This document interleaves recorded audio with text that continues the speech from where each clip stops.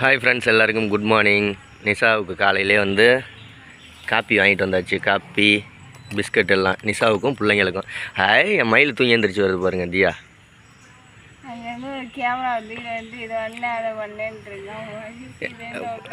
வள்ளிக்கு தான் நிஷாவுக்கு சுருக்கு சுருக்குன்னு. எங்கள் அம்மா வருது பாருங்க. எங்கள் அம்மா தான் கஷ்டப்பட்டு வேலை பார்க்குது. மூஞ்ச கழுவிட்டு வா. செட்டியை ஊற்றுமா ஊற்றுமா ஊற்றவா நிஷா? ஊத்துறியா? அப்படி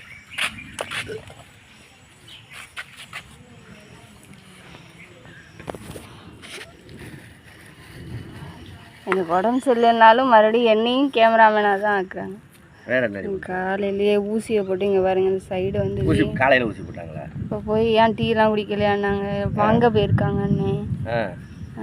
அப்புறம் ஊசியை குடிச்சு பால் வாங்கிட்டு வரேன்னா டீ போதும் அப்படின்ட்டு. பால் சப்புன்னு இருக்குது. ஏதோ சர்க்கரை கம்மியாக போட்டால் வெறும் தண்ணியை குடிக்கிற மாதிரி இருக்கா. அதான் சரி காஃபியை குடிச்சு பார்ப்பேன், ட்ரை பண்ணுவோம். வீட்லேயே நம்ம வந்து காஃபி தானே குடிப்போம், அதனால் காஃபியே குடிக்கலாம் அப்படின்னு பிரித்து ஊற்றிக்கிட்டு இருக்காரு. தியா அந்த அனிஸ் பல்லு விளக்கிட்டு இருக்காங்க. வா தியா, தரணீஸ். ஓகே நிஷா, காஃபி கொடுத்துட்டு கிளம்புவோம் நம்ம. போய் போட்டுட்டு வரோம். சரி, நீ காப்பியை குடி. ஊற்றுங்க, கப்பில் ஊற்றுங்க. கப்பில் ஊற்றவா? கப்பில் ஊற்றினா போதுமா? ஊற்றுங்க, அது போதும். ஊற்ற வேணா? போதும். பிள்ளைகளுக்கு ஆளுக்கு அரை டம்ளர் ஊற்றி விடுங்க. பிஸ்கெட் நினச்சி சாப்பிடுங்க. பக்கலைன்னா வாங்கிக்கலாம். அது உங்களுக்கு ஊற்றி விடுங்க.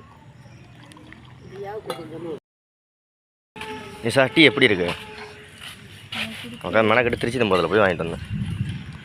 ஆமாம். தர்ணேஷ் ஹாய் சொல்லு, குட் மார்னிங் சொல்லு. பாப்பு குட்டி குட் மார்னிங் சொல்லு. பாப்பு